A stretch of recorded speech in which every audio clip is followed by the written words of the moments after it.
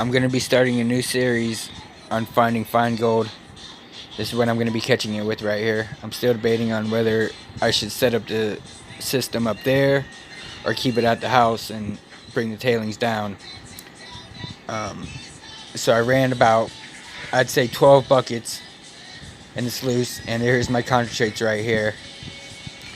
I was going to do a video on catching it, but I don't have my pump here at the house, so I'm going to have to go to the shop and get my pump, a smaller pump, because the pump I have is just too big for the cleanup. So I'm going to show you what a little scoop of it looks like. Of course, I've added soap to the water. My catch pan, I'm going to add it all right back to the bucket and run it once I get my pump back. The gold's coming from a tailings pile I found. A big tailings pile out in the desert. And it was lode gold. So it's really small gold. So it's going to be, this series is going to be on catching fine gold.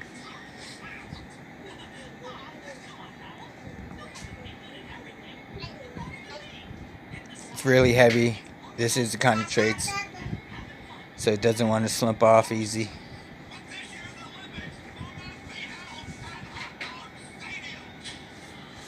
I've been debating really if I should take the whole setup up there, because I don't really know if any input would be nice. I think it's easier to go ahead and get the water up there and just do everything right there on site. I mean, it makes sense to me, but I'm not totally sure. I brought everything to the house as far as the material, just to do test runs on my equipment and see if it's going to work right.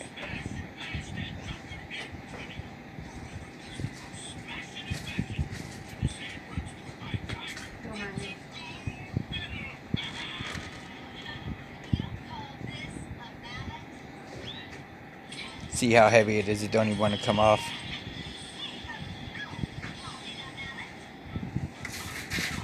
All this material is screened down. I'd say probably 12 to 14 buckets, and I screened it all down, all the concentrates, and this is the smallest of the screening I've done. The bigger stuff, I'm probably going to crush it, because a lot of sulfides and a lot of pyrites, hematites in it. That's where the gold's actually lying in this lode itself. So I got it down to about where I want.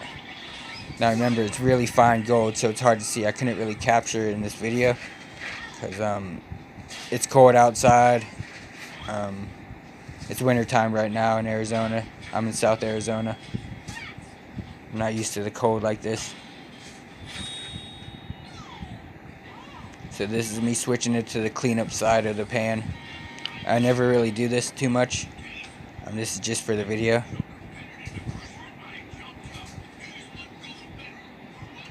Usually when it gets down to about there, I'll just use the bottom lip of the pan and the clean surface of the pan, and I'll just slump it off like that, and all the gold will stay in the lip, the bottom lip.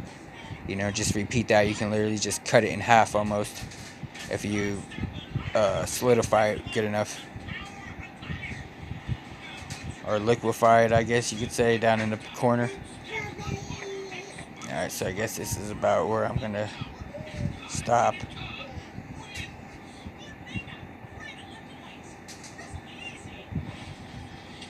If I'm not mistaken, all the gray stuff is sulfides. And now you got hematites, magnesites coming. That's what you see at the top of the pan. The heavies. You can see the gold sloshing around. I'm having a little bit of trouble keeping it all together. You see it walking up to the top of the pan. I couldn't really catch it, but the light catches it.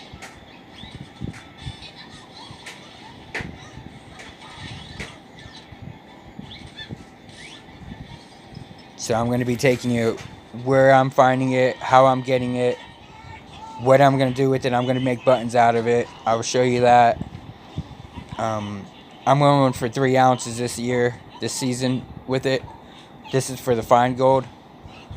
This is for this series. I'm going to try to shoot for 3 ounces. Once I get 3 ounces, the series will be done as far as this one goes.